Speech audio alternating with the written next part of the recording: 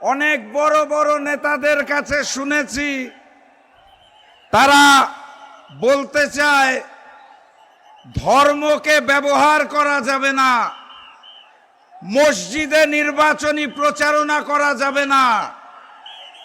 এটা বলার পরপরই দেখলাম তারা নিজেরা মসজিদে ঢুকে প্রচারণা শুরু করলো।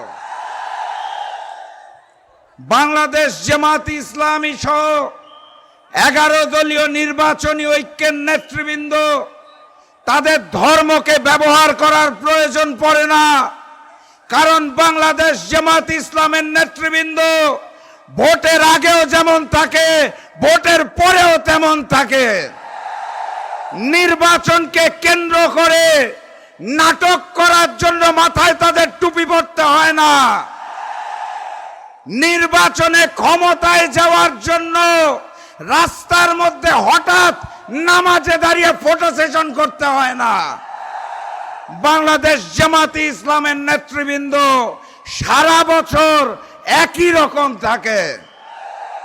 অতএব কোনো কথা বলার আগে কাকে বলছেন, কিভাবে বলছেন, বুঝে শুনে বলার আহ্বান জানাই। আর এই মঞ্চ থেকে আমার বিজ্ঞ সঞ্চালক ভাই বারবার বলছেন এই মুহূর্তের সবচেয়ে আলোচিত জোট। আমি বলতে চাই এই মুহূর্তে একটাই জোট আছে, একটাই ঐক্য আছে, তার নাম হচ্ছে ঐক্যবদ্ধ বাংলাদেশ। আমার এখানে সাংবাদিক ভাইরা বারবার লেখে বিএনপি জোট। বিএনপির কোনো জোট নাই। বিএনপির সাথে ৩-৪ জন বামপন্থী নেতা আছে, বাকিদের তারা 20 টাকার ফর্ম বেচে জোর করে তাদের দল বিলুপ্ত করে বিএনপিতে যোগদান করিয়েছেন। এরকম মানুষ বোধহয় এই জেলাতেও আছে, শুনতে পেয়েছি। তো অতএব নির্বাচনী ঐক্য একটাই, ডাক্তার শফিকুর রহমানের নেতৃত্বে ঐক্যবদ্ধ বাংলাদেশ। এই জেলায় আসন সংখ্যা কয়টা? একটাতে শাপলাকলি, বাকি 3টায় আগামী দিনের প্রধানমন্ত্রী ডাক্তার শফিকুর রহমানকে এই 4টা আসনই উপহার দিতে হবে। 4-0 গোলে জয় চাই। তার আগে আরেকটা ভোট আছে, গণভোট। ওখানে কি দিব আমরা?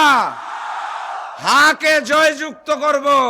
কথাবার্তা পরিষ্কার, এটাই ঐক্যবদ্ধ বাংলাদেশ, এটাই বাংলাদেশ, আমরাই বাংলাদেশ। আগামী নির্বাচন হবে বামপন্থী বিএনপি বনাম ঐক্যবদ্ধ বাংলাদেশের মধ্যে। এবং আপনারা এই ঐক্যবদ্ধ বাংলাদেশকে আগামীর মানবিক বাংলাদেশে গড়ে তোলার জন্য ডাক্তার শফিকুর রহমানের হাতকে শক্তিশালী করবেন। আমি বিশ্বাস করি ডাক্তার শফিকুর রহমান প্রধানমন্ত্রী হলে এই মঞ্চ থেকে একজন মন্ত্রণালয়ের দায়িত্ব পাবে ইনশাআল্লাহ। অতএব লক্ষ্মীপুরবাসী 12 তারিখে যদি ওপার থেকে ভোট বাক্স ছিনতাই হতে আসে তাহলে কি করব? 11 তারিখ রাত থেকে ভোটের ফলাফল দেওয়ার আগ পর্যন্ত ভোট কেন্দ্রের চারপাশে ছাত্র ভাইরা এবং যুবক ভাইরা পাহারা দেবে ইনশাআল্লাহ। দেখা হবে বিজয়ে। বিজয়ের পথে যাত্রা শুরু, জীবন অথবা মৃত্যু। আসসালামু আলাইকুম।